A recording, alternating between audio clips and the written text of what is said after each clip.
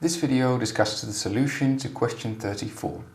A matched CMOS inverter is fabricated in a 130 nanometer technology for which the threshold voltages are 0.4 volts, the ratio of mobilities is 3, mu and Cox is 120 microamps per volt squared, and VDD is 1.8 volts. The NMOS and PMOS transistors are minimum length and the width of the NMOS transistor is 260 nanometers. Which one of the following statements is correct? And after this question, multiple statements follow, which can be reduced to the following two sub-questions. Firstly, at which input voltage do we reach the maximum static power consumption? 0, VDD or VDD over 2? And secondly, what is the maximum static power consumption? Before we start working on this question, we first have to ask ourselves what static power consumption means.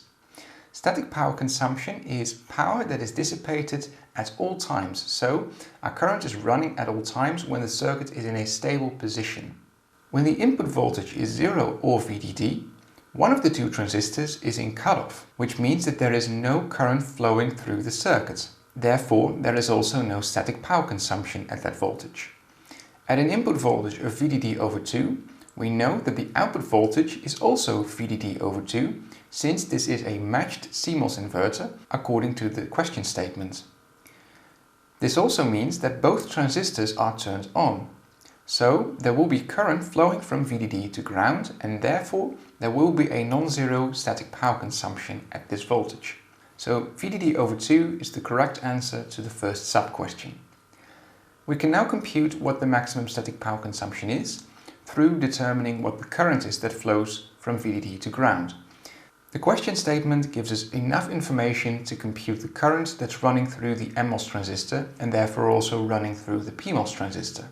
However, we can first test in which operating mode the NMOS transistor currently is, so that we are using the right current equation.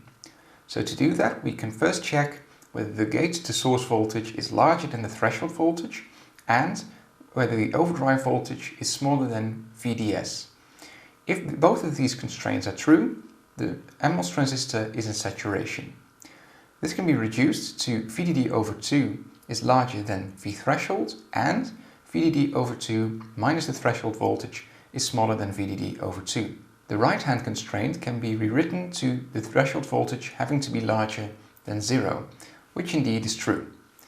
The left-hand constraint can be computed using the values above. VDD over 2 is 0.9 volts and the threshold is 0.4 volts, so indeed both of these constraints are true, and therefore the NMOS transistor is in saturation.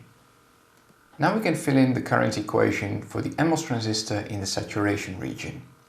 We know that the overdrive voltage is VGS minus the threshold voltage, which is equivalent to VDD over 2 minus the threshold voltage.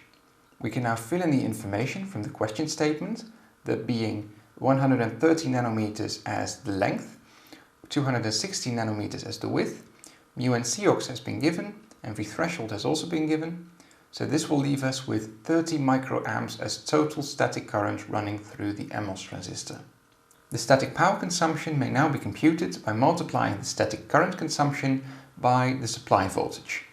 And this will give us 30 microamps times 1.8 volts, and that is 54 microwatts.